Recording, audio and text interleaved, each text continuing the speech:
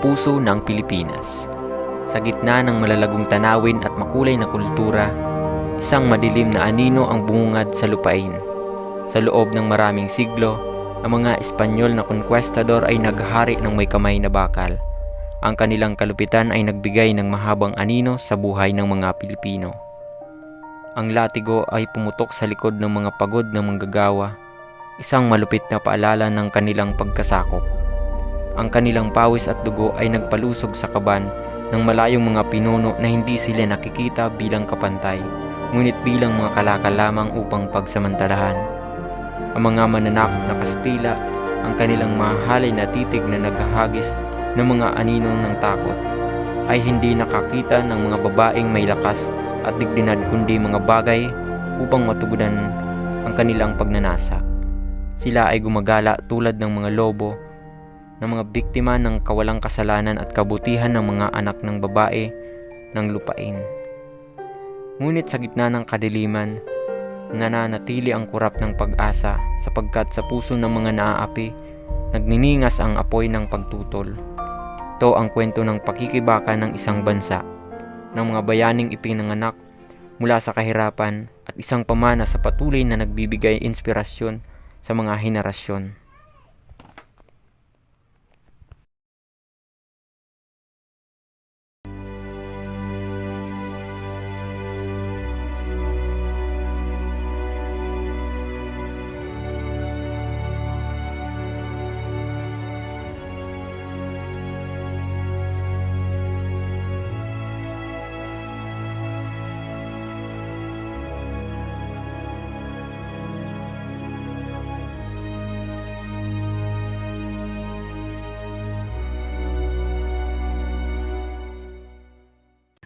Magandang araw po. Ito na po pala ang inyong pagkain. Kayo po pala ang magiling na Chef Rizal. Ang lahat ng taong lumalaban para sa bayan ay matatawag natin. Ngunit kayo po ay nakapag-aral at may kaalaman sa medisina. Yan ang tunay na magiling. Hindi katulad ko, walang pinag-aralan, kahit nga po magbasa, hindi ako marunong. Hindi lahat ng nakikita natin ay makapagsasabi kung sino tayo. Sa halip ay kung ano ang magagawa natin, ang siyang nagpapakita kung anong tayo. Matanong ko lang po, bakit kayo nakahiling? Isang mahabang kwento ang iyong tinatan. Halika't maupo ka.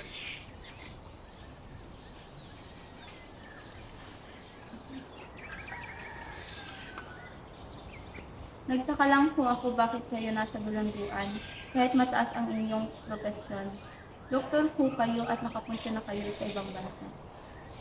Dahil sa pagsusulat, Dahil lang po doon, oo, tungkol sa pagsulat ng kalayaan na nararapat sa ating mga Pilipino. Sabihin mo sa akin, ano bang kalayaan? Ayos lang yan. Ngunit mas maigit na may alam tayo sa ating inang bayan. Ano ba ang kalayaan? Kapayapaan, pagkakapantay-pantay. Ito ang mga bagay na wala sa ating mga Pilipino mula nang mamulat ng mga mata ko. Estudios ahora aprenden. Ang pag-aalipusta at diskriminasyon ng mga Espanyol sa mga Pilipino ay hindi makakaila. Ang maling pagtrato sa mga kababaihan at mga bata at ang paghagupit sa mga kalalakihan. ¿Quién os consideres superiores a los español? Ang mga turo ng mga pari na iginigit na meron tayong kalayaan ngunit nasan ba? Y español. Ang sinasabi nilang kalayaan. Incluso Europa. Nakita namin ang pagpatay sa 3 Pilipinong pare. Hindi lang yan. Ganyan talaga ang mangyayari kapag gumagawa sa pamilya. Bakit kasi ayaw nilang tanggapin na ganito talaga ang mundo? Sonia! Sonia! Oh, Rosa, bakit ka narito? ako'y may nais ipabatid sa iyo. At ano iyon? Ang mga Espanyol ay may pinapatay na pare. Ito'y sina Padre Burgos, Gomez, at Zamora. Tama ba ang aking naririnig? Tama nga iyon. Pinapatay ng mga Espanyol ang aking kapatid? Oo, tama nga ang iyong pinurahan. Ang aking minamahal na ina ang nagmahal sa akin at nagturo mula pagkabata ay ibinilanggo dahil lamang sa maling akusasyon. Mula ro'y sumiklab ang aking damdamin na lumaban sa pamahalaan ng Espanyol. Kung ang inyong kapalaran, aalis na po ako. Magandang araw, Dr. Jose Rizal. Magandang araw din, Gobernador. Ano ang dahilan ng iyong pag-isip? Gusto ko lang malaman kung paano ka, Dr. Jose Rizal.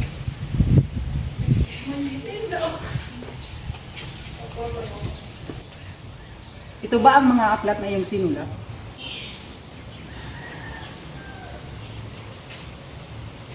Oo, mga aklat na nagpapahayag ng aking paniniwala at saloob. Ang aking mga ideya ay laban sa mapang-api. At ito ay naging dahilan ng aking pagkakulong. Kung mayroon kang anumang kailangan, Dr. Jose Rizal, huwag kang mahiyang magsabi. Bilang isang gobernador, nais kong matiyak na ikaw ay maayos. Maraming salamat, Gobernador. Ngunit ang aking layunin ay hindi lamang para sa sarili. Gusto kong makamtan ang kalayaan ng ating bayan. Dr. Jose Rizal, hindi ko alam kung paano ka matutulungan. Ngunit sana, gusto ko sanang mapag-usapan ang iyong mga ideya.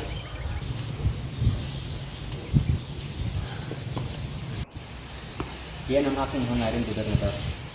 Na ang mga ideya ng kalayaan ay maging lihim na hindi kayang pigilan ng mga rihas.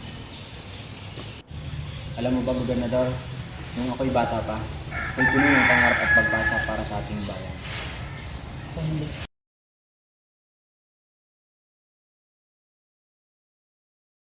Ano ang mga pangarap na iyon, Dr. Jose Rizal? Pangarap kong makita ang Pilipinas na malaya, hindi lamang sa pananakop kundi pati na rin sa kahirapan at kamangmangan.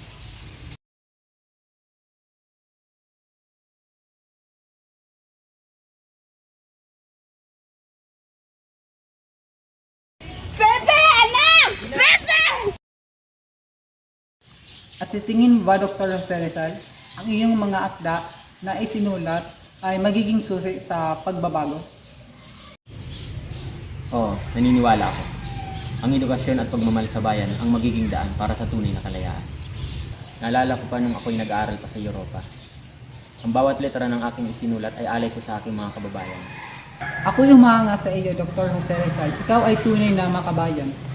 Ngunit hindi ba't ito rin ang dahilan kung bakit nandito ka sa kulungan? Tama ka, Gobernador. Ngunit kung ang aking pagkakabilanggo ay magiging dahilan ng pakikibaka para sa kalayaan, ito'y malugod kong tatanggapin.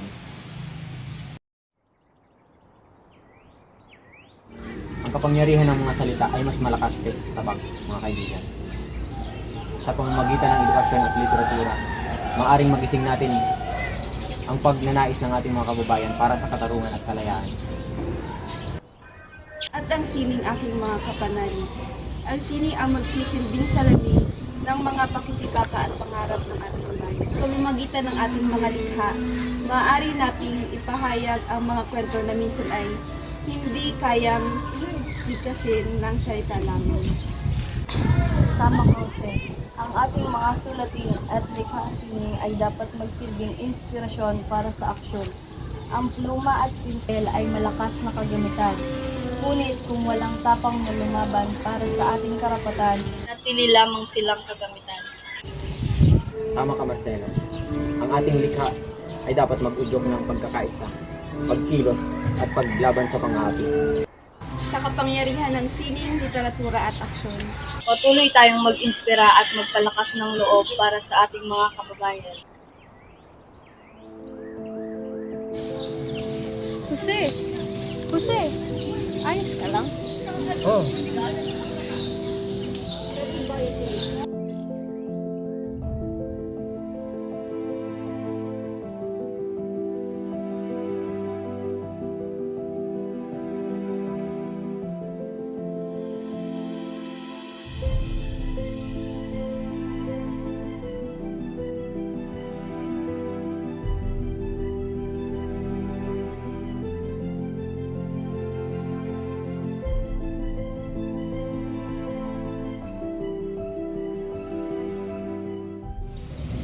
Simon, ikaw ba yan?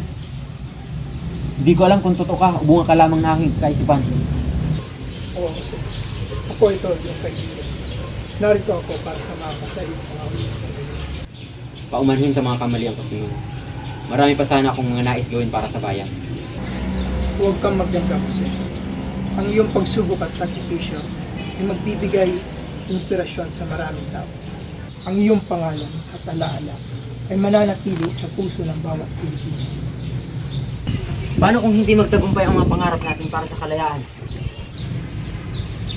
Ang iyong mga ideya at prinsipyo ay hindi matutugtugan ng isang pangyayari tulad nito. Ang mga Pilipino ay magigising at magkakaisa sa pangarap ng kalayaan. Ang sakit ng pagkakawalay. Ngunit mas matimbang ang pagmamahal sa ating bayan. Ikaw ay isang bayan, Jose. Pepe! Pepe! Anak ko! Anak ko! Pepe, ayos ka lang ba? Oo, ayos lang ako. Hindi! Hindi, anak! Mahal ko kayong lahat.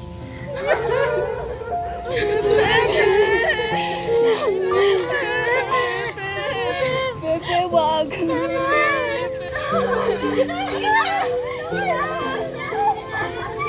Marzo!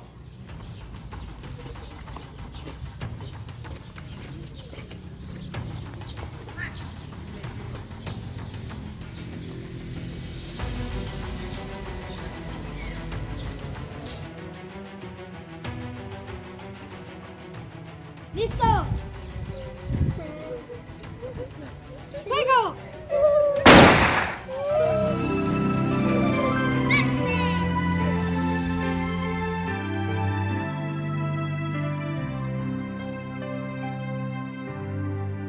Jose!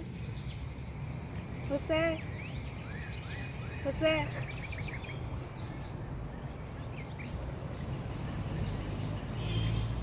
Segunda?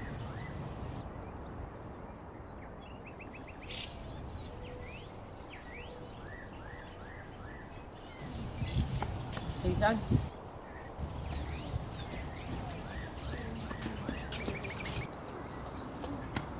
isipin?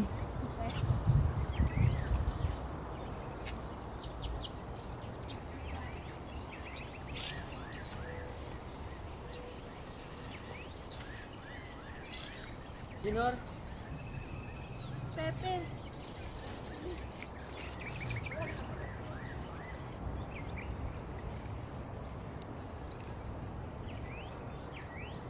Pagod na ako, Junior. Magpahinga ka na.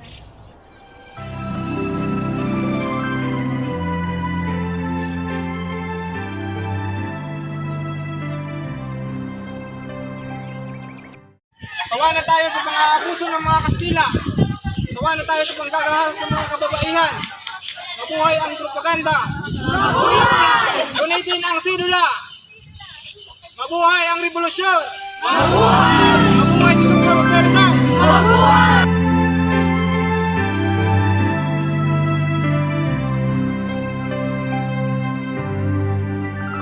Ang bayan ko'y tanging ikaw, Pilipinas kong mahal, ang puso ko